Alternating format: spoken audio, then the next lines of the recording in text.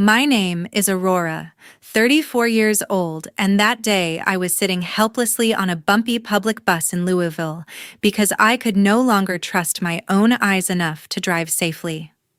My sister, a highly skilled doctor, firmly assured me that this sudden deterioration was just a minor issue caused by severe work stress.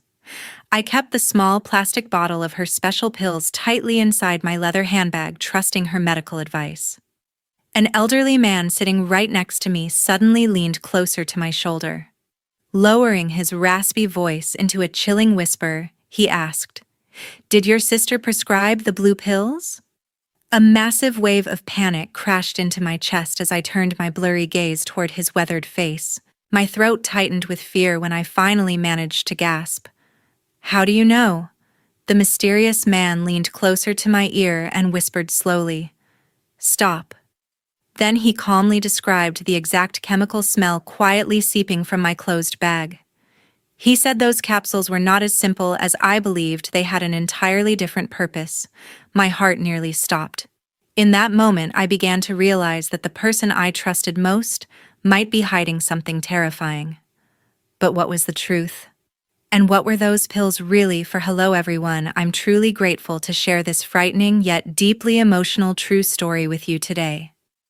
Please take a moment to subscribe before we uncover the chilling truth behind this ultimate family betrayal. Looking back, the terrifying decline in my vision actually began as a subtle haze several months earlier. I was dedicating every single ounce of my physical and mental energy toward finishing the ultimate centerpiece for a highly anticipated gallery exhibition. My entire career as a professional painter heavily relied on an absolute mastery over subtle light transitions and intricate shadow details. Unfortunately, a strange and persistent fog started creeping into the peripheral corners of my eyes while I tried blending delicate oil colors on my large canvas. The vibrant hues of crimson and gold gradually lost their characteristic sharpness until my entire workspace looked like a poorly washed watercolor painting. I initially blamed the poor studio lighting and tried to push through the mounting discomfort by squinting harder at my easel. My husband Derek immediately noticed my growing frustration when I accidentally knocked over several expensive jars of solvent because my depth perception had completely warped. Derek immediately stepped away from his own stressful real estate paperwork to gently examine my red and strained eyes. He expressed deep concern over my constant headaches and firmly insisted we needed professional medical intervention right away to protect my livelihood. We both implicitly believed that family always provided the safest harbor during any unforeseen health crisis. Therefore, Derek decisively grabbed his car keys to personally drive me straight to the private clinic owned by my sister Fiona. She had successfully built a stellar reputation as a highly sought-after physician within our local medical community. We genuinely thought we were placing my most valuable physical asset in the most capable and loving hands possible. We arrived at her pristine office desperately seeking comfort and a clear scientific explanation for my rapidly fading sight. Fiona ushered us into her private examination room with a deeply convincing display of sisterly affection and welcoming warmth. However, her actual medical assessment felt incredibly rushed and completely superficial compared to standard ophthalmology practices. She barely shined the diagnostic light into my dilated pupils for a few seconds, before decisively stepping back with a heavy theatrical sigh. Fiona placed a seemingly warm hand over mine while plastering a heartbreaking look of deep pity across her perfectly made-up face.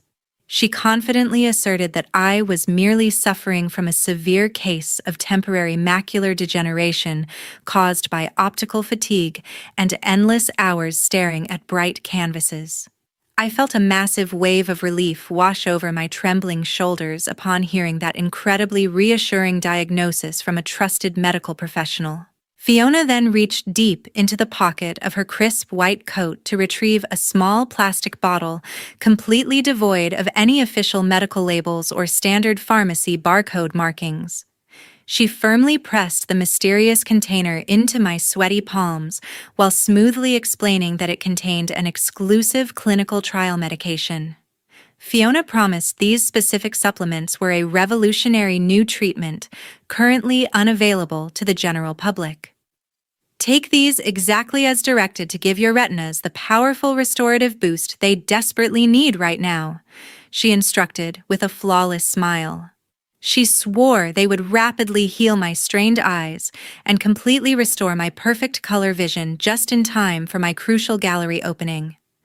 I absorbed her comforting lies with absolute gratitude because I never once suspected my own flesh and blood could harbor such malicious intentions against me. Derek also felt completely reassured by her confident professional demeanor and immediately took charge of managing my new daily dosage schedule at home. I obediently swallowed those vibrant blue capsules every single morning while Derek lovingly handed me a fresh glass of water. Tragically, our unwavering trust in her medical expertise essentially unlocked the front door to my complete physical destruction. Instead of experiencing the promised miraculous recovery, my visual field continued shrinking rapidly into a terrifyingly narrow tunnel of muddy gray shadows. A relentless burning sensation soon ignited deep behind my eye sockets, making it feel like someone was continuously rubbing hot, coarse sand underneath my heavy eyelids. I eventually had to drape a thick, dark cloth over my beloved easel, because even the faintest natural light piercing through the studio windows felt like sharp needles stabbing directly into my brain. 2 days after that fateful bus ride, Derek drove back home with a white envelope clutched tightly in his trembling hand. Derek had secretly transported a sample of those mysterious blue capsules to a highly secure independent chemical laboratory located completely across town earlier that same morning. We specifically chose that particular analytical facility because my best friend Clara managed the mass spectrometry department there and could guarantee absolute discretion regarding our terrifying situation. Clara immediately bypassed the standard bureaucratic waiting periods to expedite the complex chemical analysis needed to uncover the horrifying truth hiding behind the elderly stranger's public transit warning. She personally ran the intricate diagnostic tests before handing the official printed toxicology report directly to Derek in the laboratory parking lot to avoid creating any digital paper trails. Derek walked straight into our quiet living room before aggressively tearing open the sealed paper flap with violently shaking fingers to review the findings. The entire atmosphere inside our home instantly froze into a suffocating block of solid ice when he started reading the dense scientific paragraphs aloud. The highly detailed laboratory document explicitly confirmed that the synthetic compound inside the capsules was actually a highly corrosive chemical designed to slowly destroy retinal tissue. The comprehensive analysis definitively proved the pills possessed absolutely zero medicinal value and were entirely incapable of curing macular degeneration or any other optical ailment. Derek continually paced back and forth across the hardwood floor while reading the devastating chemical breakdown detailing exactly how the substance systematically burned the delicate optic nerves. A devastating wave of pure psychological agony completely shattered my mental defenses upon hearing the indisputable scientific proof of my ongoing systematic poisoning. Hot tears streamed endlessly down my pale cheeks while I fully realized the monstrous depth of this calculated betrayal orchestrated by my own blood relative.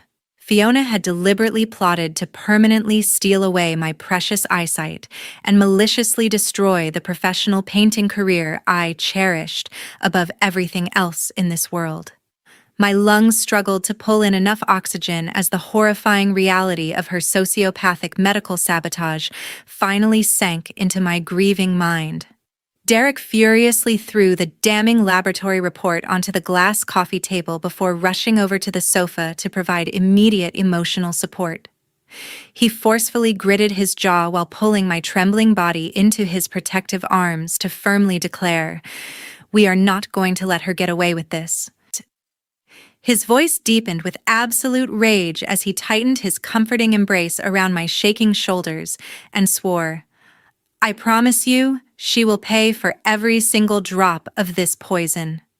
His unwavering strength slowly anchored my spiraling emotions back to reality while the initial shock of the betrayal transformed into a cold, burning anger. I aggressively wiped the cold tears away from my burning face before responding to his fierce determination with equal resolve by stating, "Then tell me exactly what we need to do."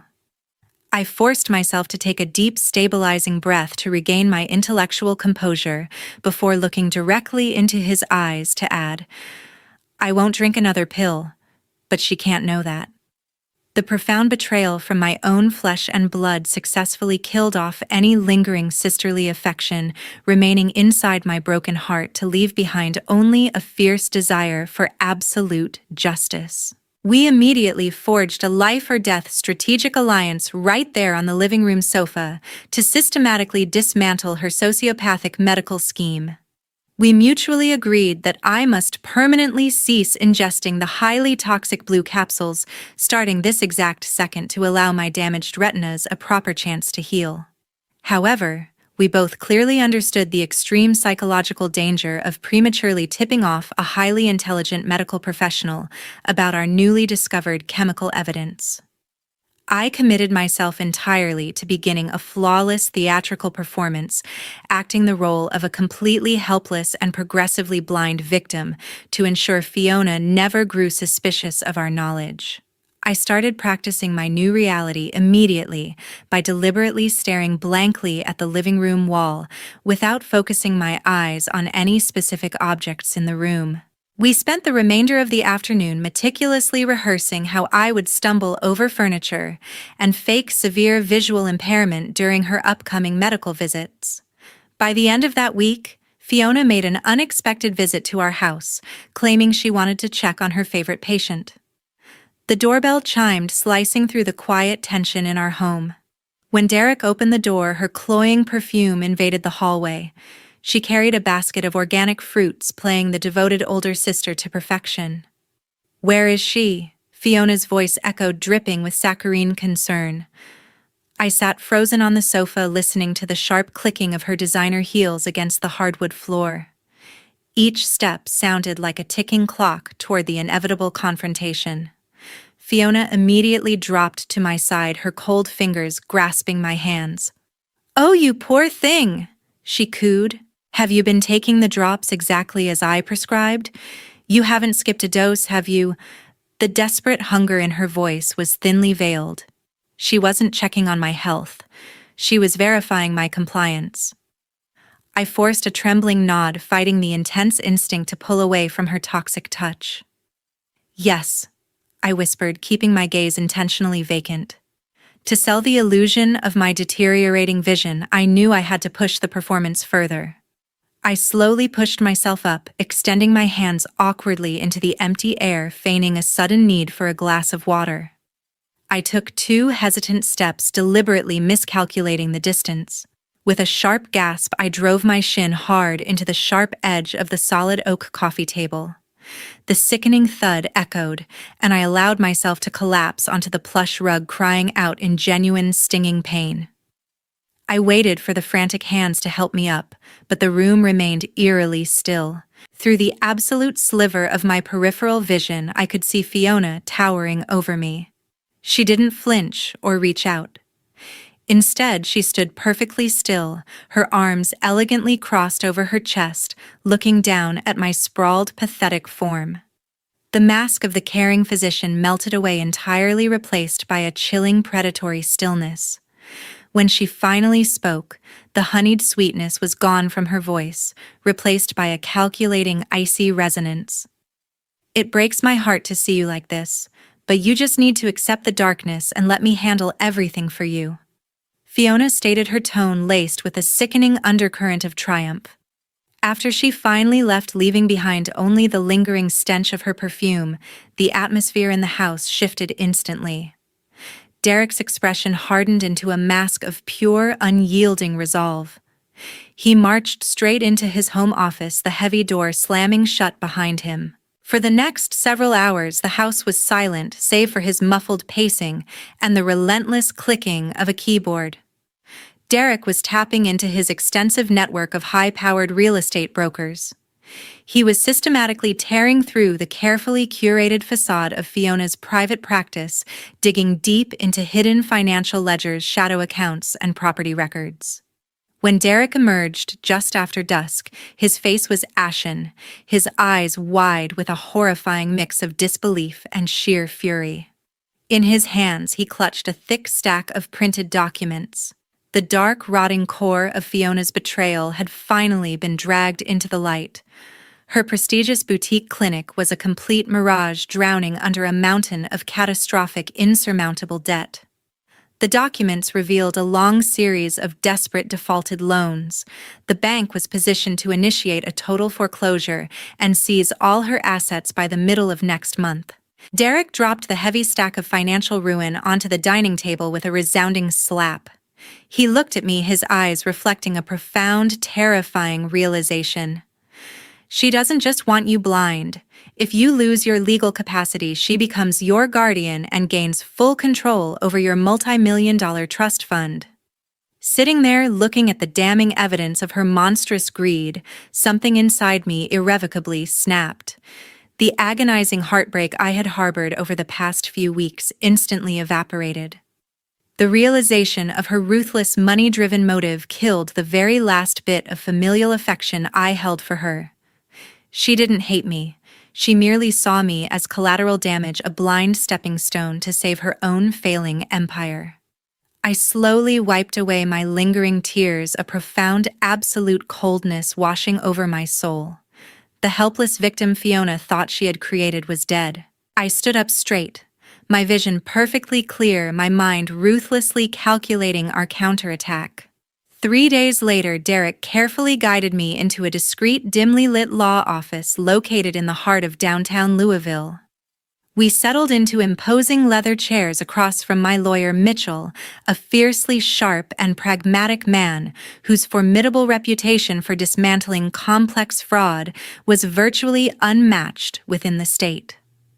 We methodically laid out the horrifying culmination of our recent discoveries across his expansive desk by presenting the damning independent laboratory results alongside the meticulously compiled dossiers exposing Fiona's catastrophic financial ruin. Mitchell reviewed the staggering stack of documents with a terrifyingly calm demeanor, while his intelligent eyes scanned the fraudulent chemical breakdowns and the impending bank foreclosure notices with the predatory focus of a seasoned hunter tracking his prey. The suffocating silence in the room was finally broken when Mitchell gently tapped his silver fountain pen against the polished wood as his gaze reflected a chilling degree of professional calculation. "This is not just medical malpractice, this is high-level criminal fraud," he stated with absolute conviction. "We need to let her trap herself with her own greed," he added while outlining the perilous nature of the legal battlefield we were about to enter, and the precise psychological warfare required to ensure her permanent downfall. Following his meticulous and strategic legal counsel, we immediately initiated the critical first phase of our defensive counterattack to sever Fiona's primary avenue of anticipated control.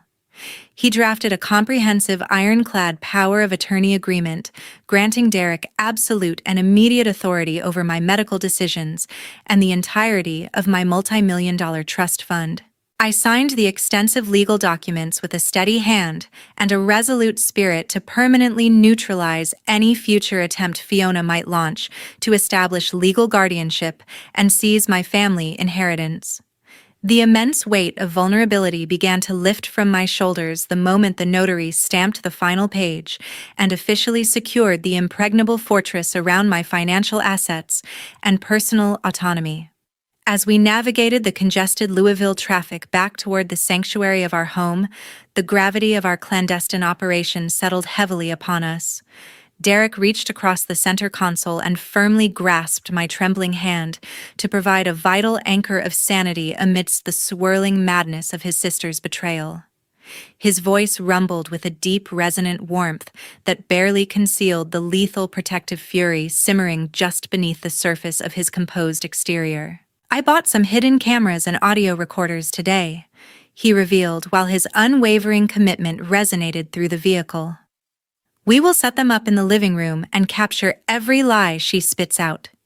He continued to solidify our unified front against the monstrous deception threatening to destroy our lives. Throughout the suffocatingly tense evening that followed, Derek methodically transformed our familiar living space into a sophisticated surveillance trap designed to expose a manipulative predator.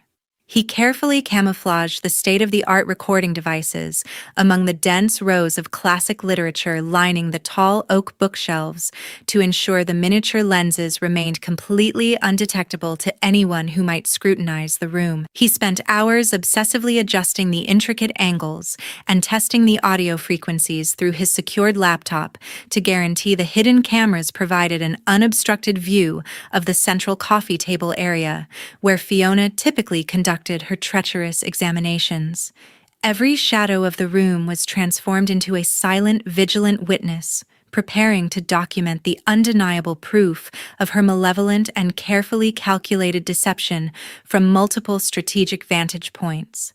While Derek finalized the complex technical preparations in the shadows of our living room, I retreated into the deepest corners of my own mind to prepare for the most harrowing performance of my entire life.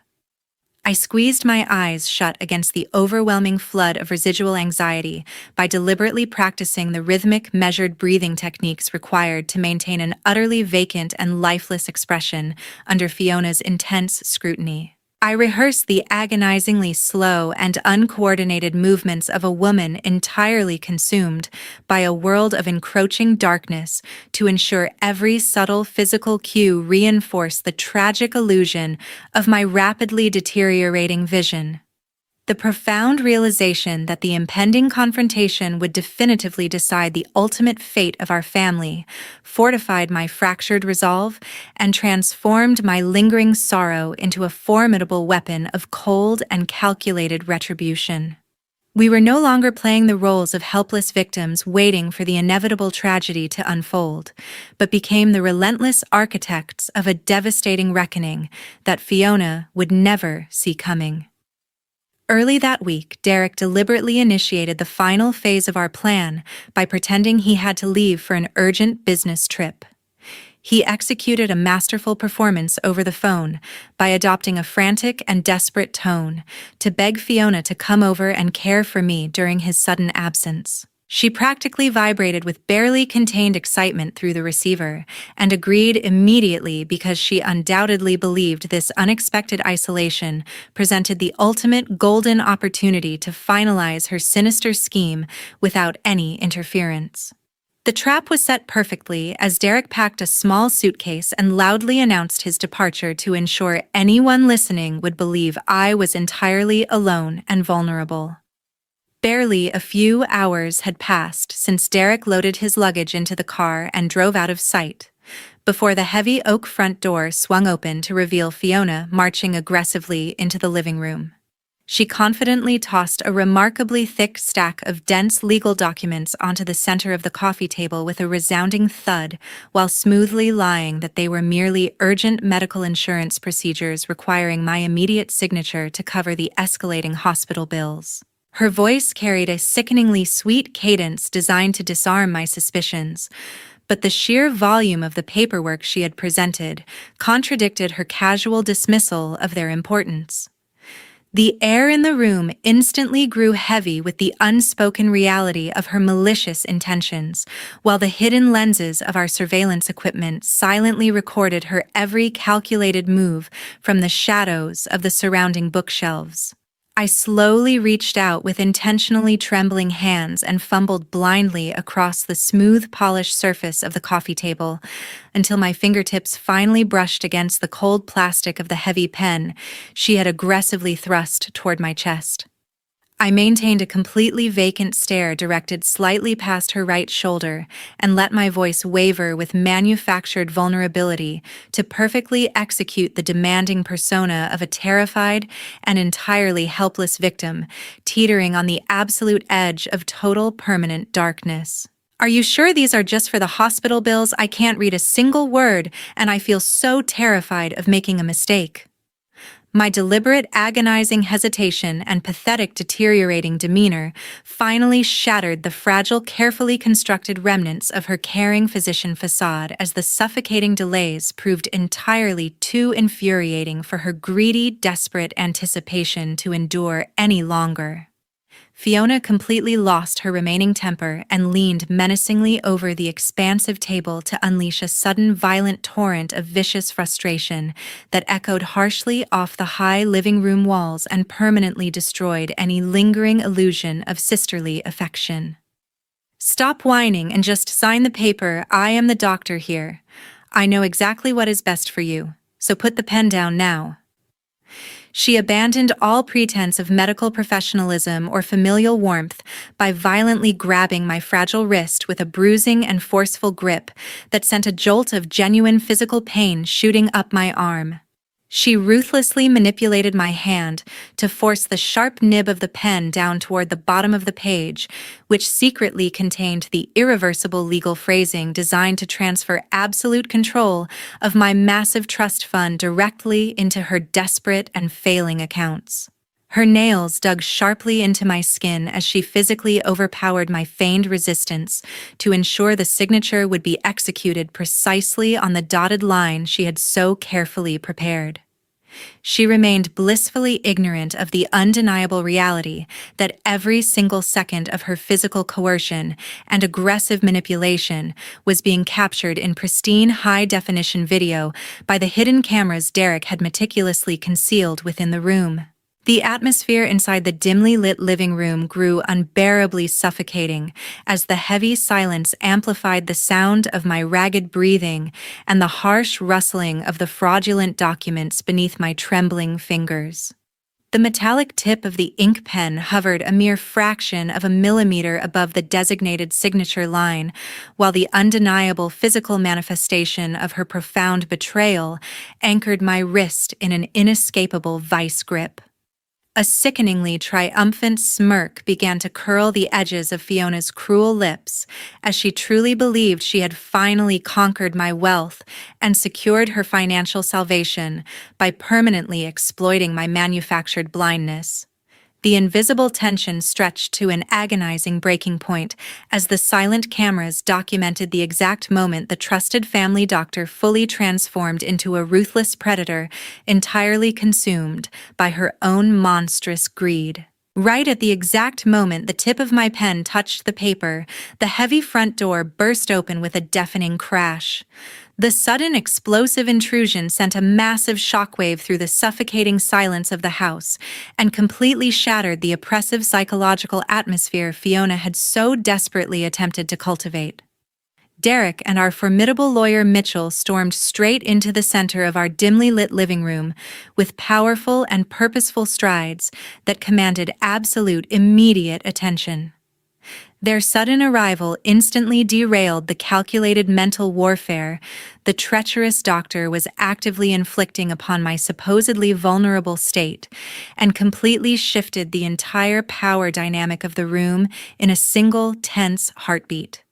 I immediately hurled the heavy plastic pen forcefully onto the solid hardwood floor and straightened my spine to stand at my absolute full height while staring directly into the wide, panicked eyes of my utterly stunned older sister. My vision was perfectly sharp, and my voice resonated with an unwavering absolute authority as the pathetic blind victim facade evaporated completely into the electrically charged air.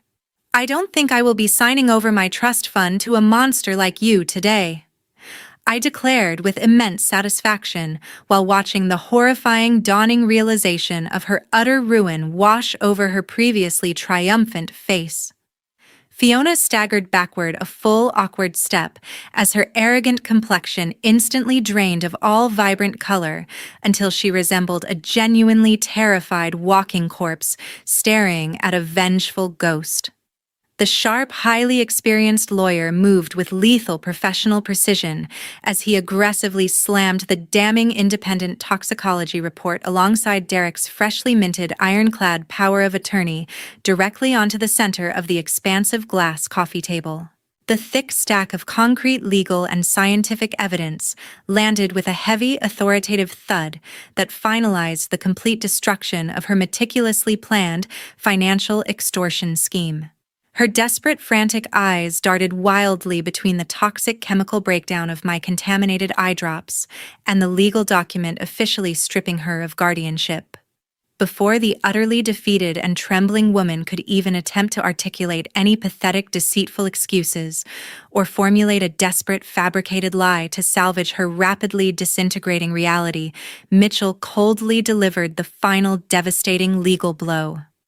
Everything you did in this room has been recorded, and your legal authority over her life is completely null and void, he stated with absolute freezing professional finality while gesturing vaguely toward the hidden high-definition surveillance devices, quietly observing the entire dramatic confrontation from the surrounding oak bookshelves. Precisely at that exact moment, two stern, heavily armed, uniformed police officers emerged from the dark shadows just behind Derek's broad shoulders and immediately seized Fiona by both of her violently trembling arms.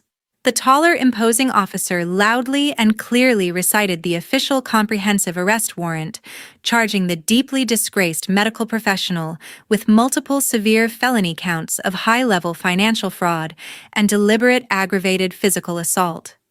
The sheer catastrophic magnitude of the severe criminal charges echoed throughout the silent living room and permanently sealed her inevitable dark fate as a convicted felon, rather than a prestigious, respected local physician. The harsh, metallic click of the cold steel handcuffs locking securely around her wrists provided the ultimate satisfying conclusion to the agonizing psychological nightmare she had maliciously forced upon our family. She was roughly escorted out of the front door and practically dragged across the manicured lawn toward the waiting police cruiser, whose fiercely flashing red and blue emergency lights painted the quiet neighborhood in a chaotic, vibrant glow. The heavy, reinforced car door slammed shut behind her completely defeated and utterly humiliated form as the traitorous woman was permanently exiled from my existence in absolute, inescapable public disgrace. 6 months after the police took Fiona away, the vibrant colors of life finally returned to my completely healed eyes. The merciless hand of the criminal justice system delivered a severely appropriate punishment following the undeniable presentation of our concrete hidden surveillance evidence to the presiding local judge. The prestigious Kentucky Medical Board initiated a rapid disciplinary hearing that ultimately resulted in the permanent and deeply humiliating revocation of Fiona's previously unblemished medical license. The severely disgraced former physician is currently serving a tremendously lengthy and desolate sentence inside a heavily fortified federal penitentiary, entirely isolated from the incredibly luxurious lifestyle she so desperately attempted to steal. The harsh reality of her bleak incarceration serves as a fitting absolute conclusion to the monstrous psychological nightmare she maliciously inflicted upon her own trusting family members. I resolutely refuse to acknowledge or open the relentless stream of pathetic handwritten letters begging for my entirely unwarranted forgiveness, arriving continuously directly from her cold and unforgiving federal prison cell. The profound magnitude of her ruthless financial deception completely eradicated any lingering sense of familial obligation I might have previously harbored for my deeply treacherous older sister.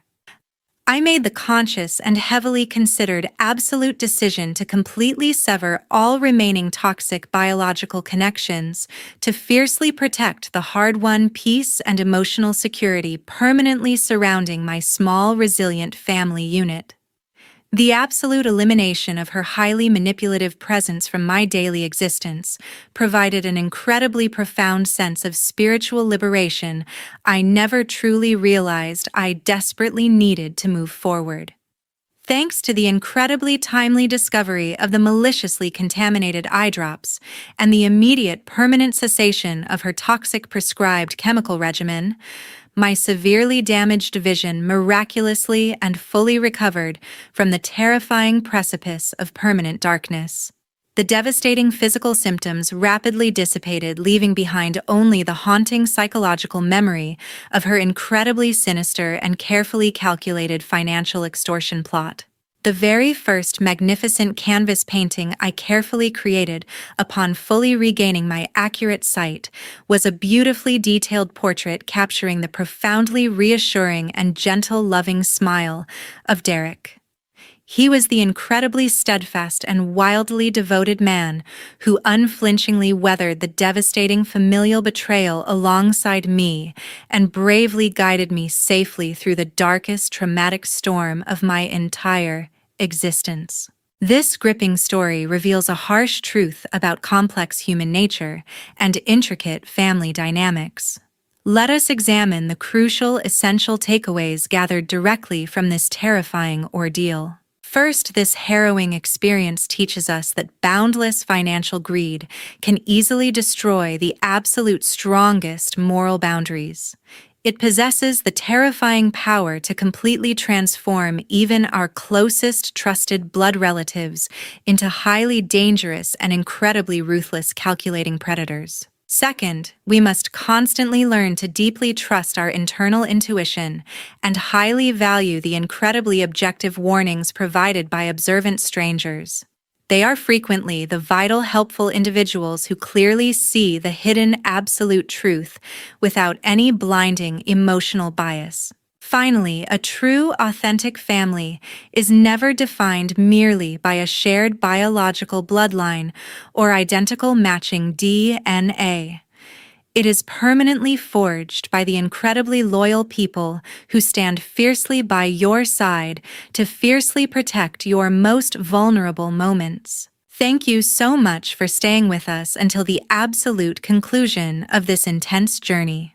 We truly appreciate your time and sincerely hope this story serves as a powerful reminder to constantly protect yourself and your valuable assets.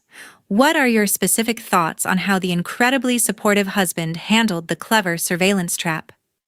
Please share your unique perspective in the comments below and subscribe for more